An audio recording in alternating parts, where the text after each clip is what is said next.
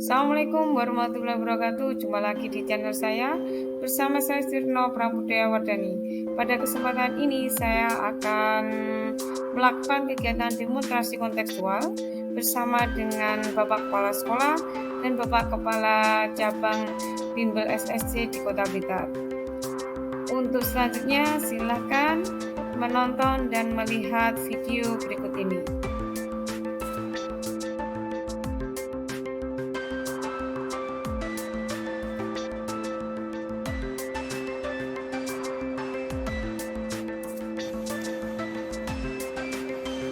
Assalamualaikum warahmatullahi wabarakatuh. Waalaikumsalam warahmatullahi wabarakatuh.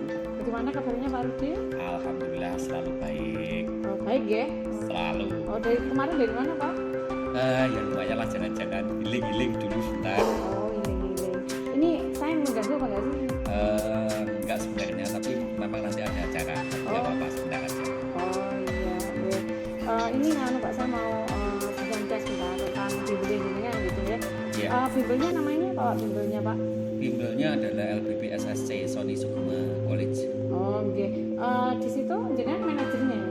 Iya, saya sebagai pimpinan cabang untuk di situ. Oh, oke. Karyawannya berapa Pak? Kalau karyawan kita ada sekitar 8, untuk tentor sekitar ada 30-an. Oh, tentunya ada 3 bulan. Berarti kayak sekolah berarti Kak ya? Benar kayak sekolah, tapi kalau misalkan sekolah itu kan masuknya pagi, kalau kita bimbel masuknya siang. Jadi bimbel itu prinsipnya adalah ketika sekolah libur kita masuk. Oh begitu. Kalau misalkan sekolahnya masuk berarti masuknya siang jam berapa mulainya? Kalau bimbel itu biasanya ada yang jadwal kita mulai jam 3 itu kalau SD. Kalau misalkan SMA, karena SMA itu pulangnya jam 3 sampai setengah 4, kita mulainya jam 4 sampai nanti jam 8.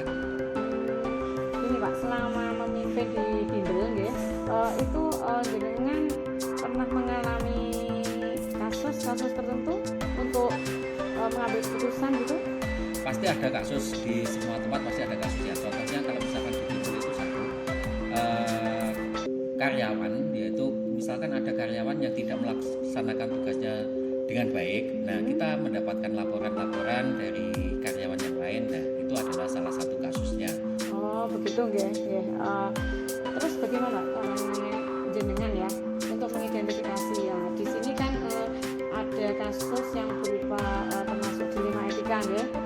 Bisa juga kasus tersebut termasuk rujukan moral. Nah, itu jenengan caranya mengidentifikasi kasus itu bagaimana? Yang pertama yaitu dilema etika. Itu kasus kita adalah ketika ada karyawan yang tidak melaksanakan tugasnya dan ada laporan-laporan dari karyawan yang lain. Yang pertama kita lakukan adalah satu, yaitu kita melihat dulu benar nggak itu kondisi itu terjadi. Jadi kita cross check langsung lapangan, ada karyawan tersebut seperti yang dilaporkan atau enggak. Yang kedua, setelah itu ketika itu terjadi, maka yang kedua adalah komunikasi. Jadi kita panggil karyawan itu, kita tanya sebenarnya seperti apa kondisinya, kenapa kok melakukan seperti itu. Nah, kalau misalkan begitu Pak. Iya. Baru jenengan memilah ya. Memilah ya. Tapi di sini jenengan sudah tahu kan dilema etika itu apa, rujukan moral apa, guys? Sudah. Sudah tahu ya. Berarti untuk mengidentifikasi kasus tersebut, berarti jenengan mendapat laporan ya, laporan dari karyawan jenengan, terus baru jenengan, oh ini ternyata kasusnya begini, begitu? Iya. Oh ngoten deh. Selanjutnya Pak, setiap kasus itu kan berarti kan membutuhkan untuk mengambil keputusan ya. Nah itu bagaimana jenengan dalam menjalankan pengambilan keputusan di bimbel, terutama untuk kasus-kasus yang gini Pak, yang dua-duanya itu punya kepentingan sama benar, atau mempunyai sama-sama memiliki nilai kebajikan, gimana Pak?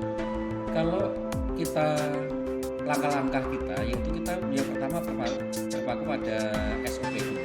Kita kan sudah ada ketentuan di bimbel kondisinya nanti seperti apa. Nah, kita berpaku pada itu dulu.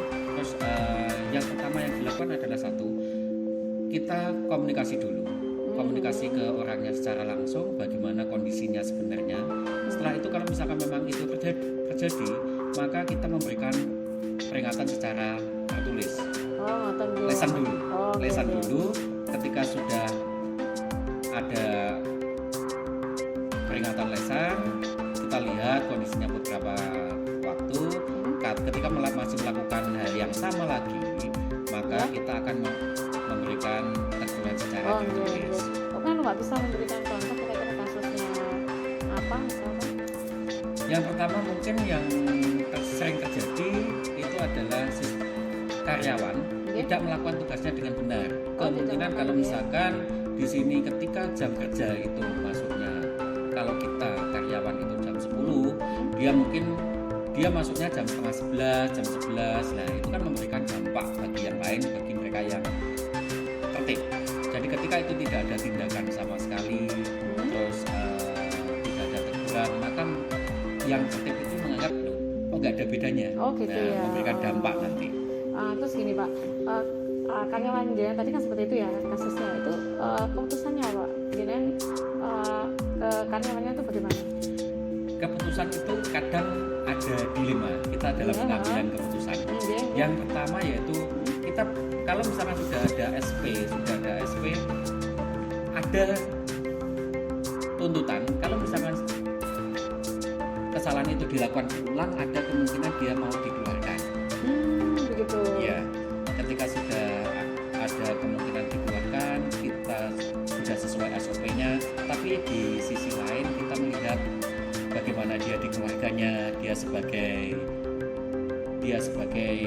kepala keluarga dan harus menghidupi keluarga. Nah, dilema yang sangat sering terjadi kondisinya seperti itu. Jadi antara SOP kita harus mengeluarkan, tapi ada rasa kasihan juga kita nggak boleh mengeluarkan.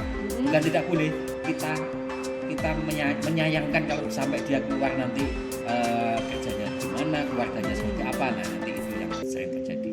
Apakah jenengan pernah akhirnya mengeluarkan karyawan yang tidak tertib ya? Karena sudah berkali-kali dan kondisinya terus berulang, karena itu tidak bisa menimbulkan dampak yang bagi yang lain, pernah sekali terpaksa harus dikeluarkan. Oh begitu gitu. Iya. Sekarang Pak ya, setelah tadi dengan memberikan contoh ya kasus-kasus, kemudian cara pengambilan keputusannya juga sudah, maka langkah-langkah atau prosedur Pak ya, yang seperti apa yang bisa jenengan lakukan kalau menghadapi contoh kasus-kasus tadi?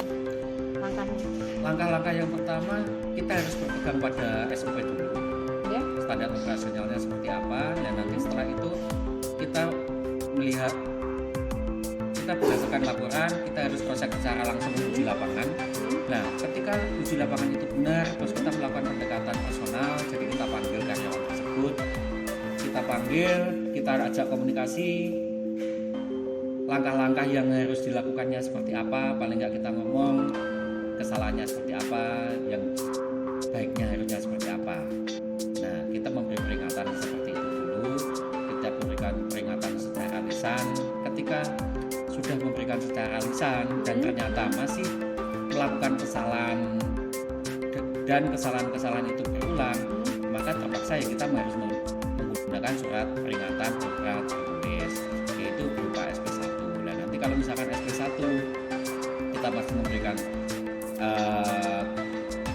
pemanggilan lagi, kita kondisinya nanti seperti ini, jangan sampai melakukan kesalahan-kesalahan tersebut. Kalau misalkan masih diulangi ya kita terpaksa ya SP2, dan nanti seperti itu. Dan terakhir ya mau gimana lagi, daripada nanti itu dapat mengganggu operasional, membuat dampak yang negatif, ya terpaksa harus dikeluarkan. Itu dengan dikeluarkan itu sudah merupakan akhir. Jadi misalkan itu sudah kita dari segi rasa ya sudah terpaksa. Bahkan sebenarnya kita juga kasihan kalau misalkan mengeluarkan, karena itu nanti juga akan berpengaruh bagi dirinya dan keluarganya. Tapi kita juga harus juga memandang pada lembaga. Kalau misalkan lembaga itu terlalu banyak orang-orang nanti yang seperti itu, maka lembaganya yang goncang. Ya, daripada lembaganya goncang, maka ya terpaksa satu harus dikeluarkan. Bisa nggak Pak memberikan contoh salah satu SOP dari bimbel Bapak ini? Kalau SOP dari bimbel kita yaitu misalkan contoh yang paling sering dilakukan itu adalah masuk sama jam masuk sama jam pulang. Karena kita ada 2 shift. Yang shift pertama itu jam 10 sampai jam 6, yang shift kedua itu adalah jam 1 sampai jam 9. Oh begitu. Nah, itu kan sudah tertera jelas waktu di penandatanganan kontrak. Jadi kita tidak menyalahi kalau misalkan nanti ada pelanggaran di kontrak. Oh begitu. Kemudian hal apa saja yang selama ini yang jenengan anggap efektif dalam pengambilan keputusan? Yang selama ini yang kita lakukan yang sangat efektif yaitu pendekatan personal sebenarnya. Oh pendekatan personal. Pendekatan ya. personal. Jadi kita panggil, kita ajak ngomong dari hati ke hati. Sebenarnya masalahnya apa? Nah, ketika kita tahu masalahnya, mungkin orang itu melakukan kesalahan karena dia tidak tahu. Oh begitu. Nah, ketika ada pendekatan personal, diajak ngobrol, nanti diminta untuk tidak mengulangi kesalahannya tersebut. Oh gitu. Kemudian Pak, untuk tantangan ya, hal-hal apa saja yang menjadi tantangan ketika jenengan mengambil keputusan itu?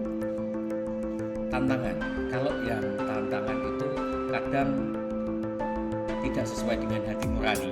Oh begitu, berarti Iya. dari diri sendiri ya? Dari diri sendiri, Iya. jadi dari diri sendiri itu kita kadang merasa kasihan, ya kasihannya karena mungkin dia sebagai penopang keluarganya, terus mungkin dia juga masih punya angsuran-angsuran yang lain. Oh begitu. Kalau misalkan nanti dikeluarkan belum tentu dia langsung mendapatkan kerja lah, nanti kondisinya seperti apa, apalagi dia nanti juga di rumah ada yang dihidupi. Nah nanti kalau misalkan yang masalah personal yang luar ya itu mungkin lebih ke kalau misalkan orang ini tidak kita tindak, nah akan berdampak pada karyawan yang lain. Oh ngoten ya? Iya. Iya.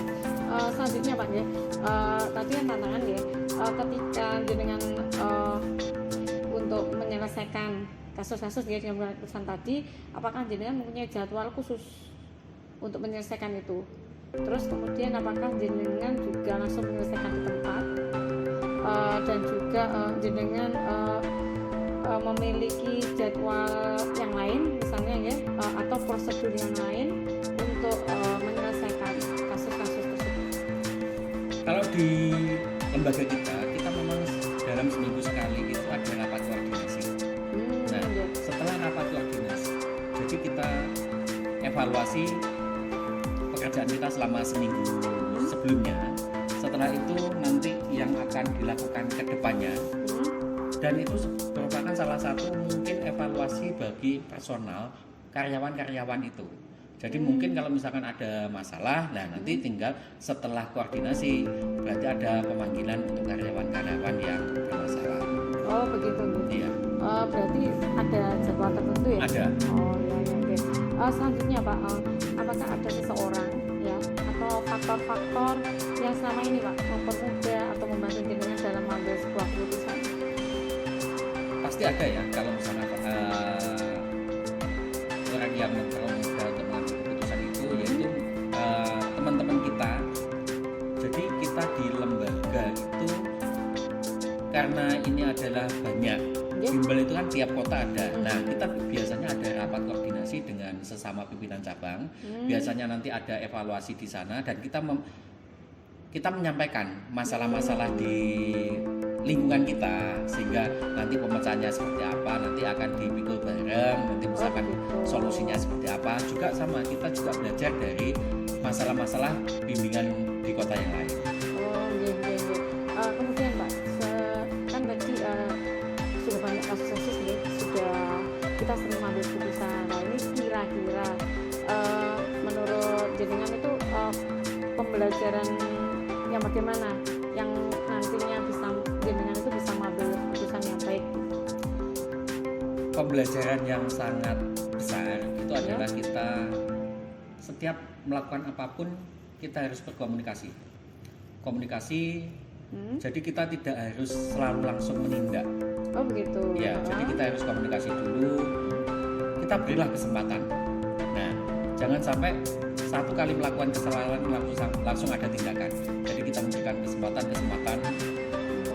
dan intinya ketika banyak kita sebagai atasan, kita harus mengevaluasi diri kita sendiri juga. Apa yang kita lakukan itu sudah benar apa enggak, sudah menjadi panutan atau belum. Nah, kalau misalkan nanti itu juga akan menimbulkan rasa sabar kita. Oh, begitu.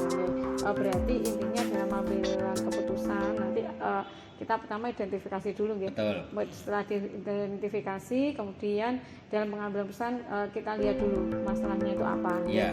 Apakah termasuk dilema atau tidak ya? Iya, betul. Selanjutnya saya itu berdasarkan SOP. Ya, untuk memutuskan, tapi juga diikuti dengan perasaan, begitu Pak? Nah, betul. Yang terakhir itu yang sangat berat kadang. Oh iya, berarti ikuti dengan perasaan juga. Mungkin Bapak bisa memberikan saran kepada saya nantinya bagaimana kalau saya menjadi seorang pemimpin begitu? Jadi kalau misalkan nanti Gusti menjadi seorang pemimpin, jangan percaya dulu apa yang dilaporkan. Oh begitu, Ya, ya. kita harus cross check langsung. Kita harus tahu karyawan kita itu seperti apa. Jadi jangan karena kita dekat dengan seseorang terus nanti ada laporan dari karyawan tersebut, terus kita langsung menindak karyawan yang lain. Jangan sampai itu terjadi. Jadi kita harus cross check dulu. Kita harus ke lapangan. Yang pasti kita harus ke lapangan. Kita juga mungkin ngecek ke CCTV, itu kan juga ada siapanya. Nah, setelah itu baru ada pemanggilan dulu. Pembinaan, kita bina dulu nanti anak karyawan kita itu seperti apa. Karena adanya kesalahan itu mungkin pasti ada faktor-faktornya. Faktor-faktor apa ya? Itu yang kita harus cermati. Karena setiap orang pasti punya masalah lah pastinya. Oh iya, oke. Begitu saja Pak, terima kasih atas bincang-bincang kali ini ya. Saya mendapat banyak pengalaman tentang bagaimana cara untuk mengambil keputusan ya. Mungkin cukup sekian Pak ya.